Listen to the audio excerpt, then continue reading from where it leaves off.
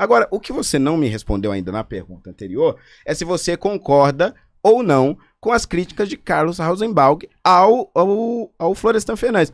Porque isso aqui é fundamental para a gente discutir a questão da mobilidade social.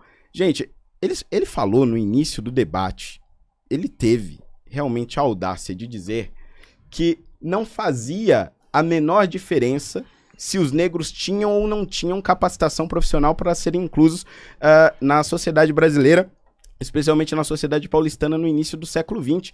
Me diz aí, você que está do outro lado da tela, se você tem uma empresa, se você é dono de um conglomerado ou de uma padaria, você vai fazer uma entrevista com a pessoa.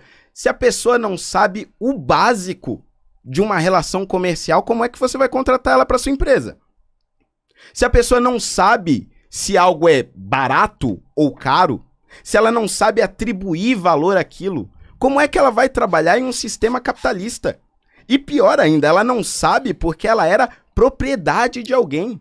Ela não sabia nem qual era o próprio valor dela. Florestan Fernandes, inclusive, nesse livro, vai dizer o seguinte, que muitos ex-escravizados consideravam que aceitar empregos degradantes era uma forma de retroceder para a escravidão. É tipo assim, eu não vou vender peixe, eu não vou vender jornal, porque isso remete ao tempo em que eu estava na lavoura, isso remete ao tempo em que eu pertencia a um dono de engenho. Isso é degradante, isso não corresponde à minha conquista de liberdade que foi tão suada.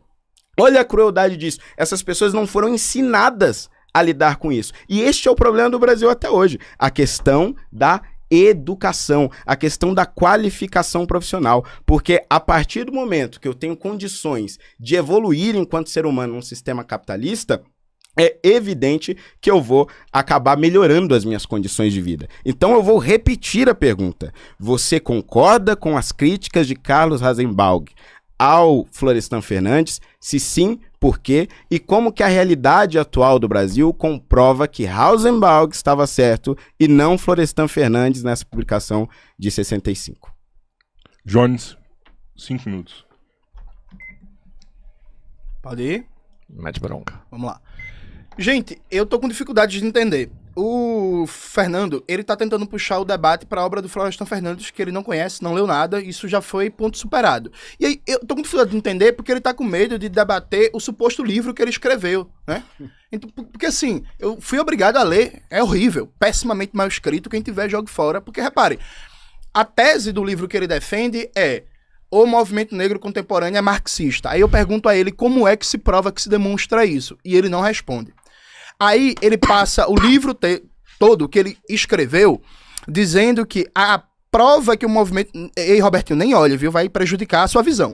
Aí ele passa o tempo inteiro no livro dizendo assim, que a prova que o movimento negro é marxista é a noção de representatividade.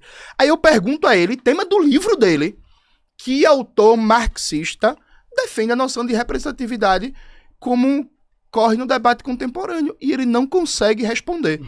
Então, veja, é isso mesmo. Tu escreveu um livro em que a tese central é que existe uma senzala ideológica porque todo negro tem que ser obrigatoriamente marxista, porque o marxismo domina o movimento negro contemporâneo. A prova disso é a força do debate sobre representatividade, que seria um debate marxista. Aí eu te pergunto, que marxista defende a noção de representatividade? Que marxista defende que a gente tem que ter mais negros e negras no STF, mais negros e negras na Rede Globo, mais negros e negras nas empresas, na Magazine Luiza, na C&A, no Google, na Meta, e que isso vai ajudar a combater o sistema racista?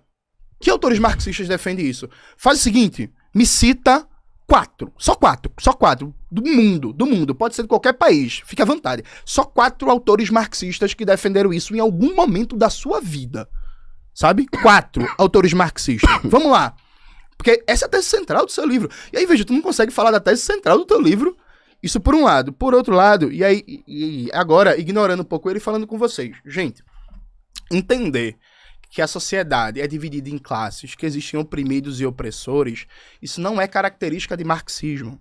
Isso não é característica de pensamento de esquerda. Se você pega o livro O Príncipe de Maquiavel, que foi escrito há 500 anos atrás, tá Maquiavel falando que a sociedade tem os poderosos e os de baixo, o povo, né?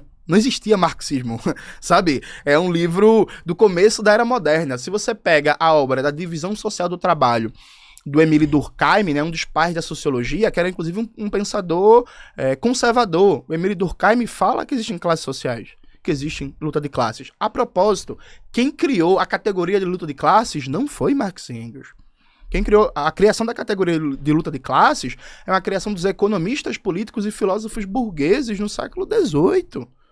Você abre lá o Adam Smith, A Riqueza das Nações, Fernando, recomendo você ler, tá lá o Adam Smith falando em classes sociais.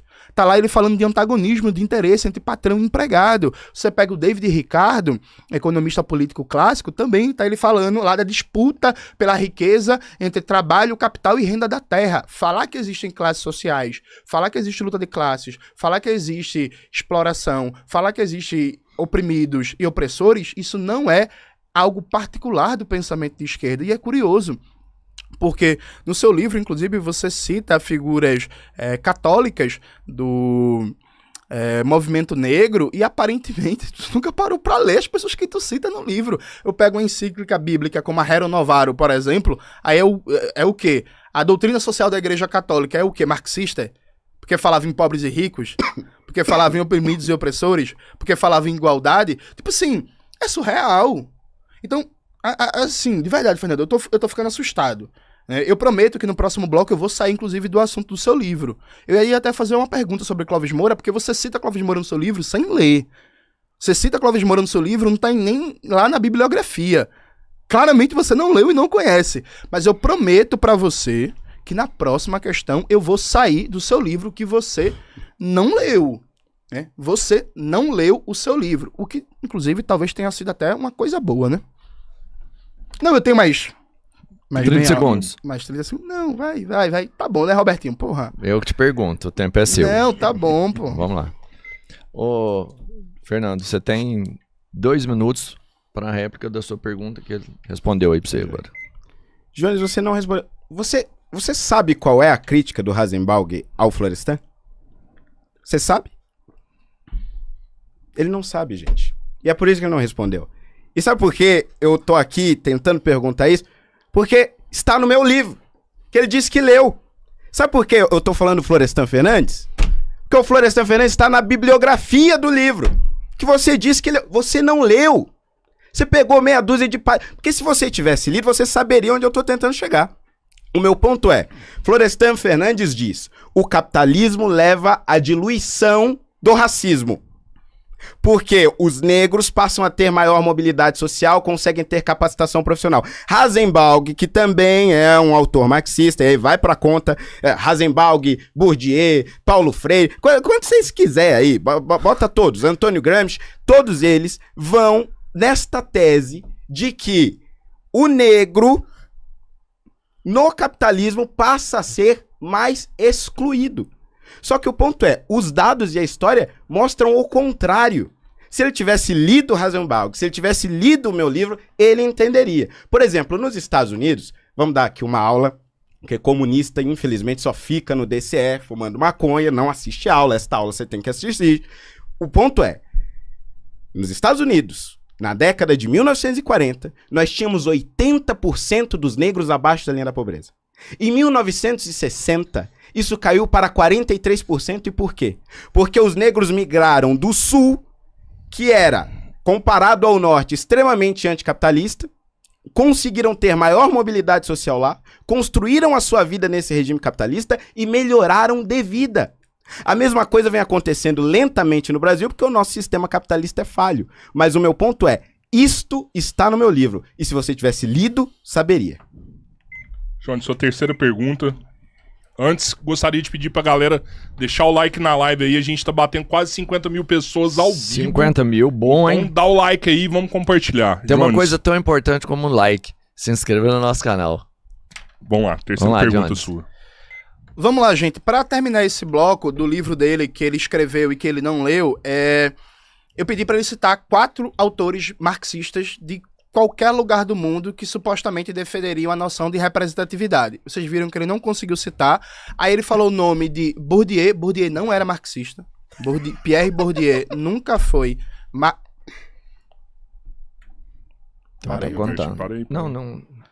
Assim, se tiver som, a gente vai pausar, mas. É sem pra não interrupção. interromper. Pra Tá não legal interromper, o molde do debate. Tá E legal. Tá legal, até porque os dois realmente Sim, estão sim, levando sim. na Tá seriedade, legal, alto nas nível, ideias alto mesmo. nível. Tá bacana. Né? Não Continue, vamos Robertinho. catimbar, não. Vamos lá. Pode começar a falar que eu vou Pierre soltar. Bourdieu nunca foi marxista, tinha um diálogo ali com Marx, mas inclusive boa parte da obra do Pierre Bourdieu é uma discordância teórico-metodológica com o marxismo a partir da teoria dos campos do Bourdieu. Paulo Freire também nunca foi marxista, embora no final da vida, quando ele escreveu livros como Pedagogia do Oprimido, ele dialoga muito mais com o marxismo, mais com a obra do Fanon.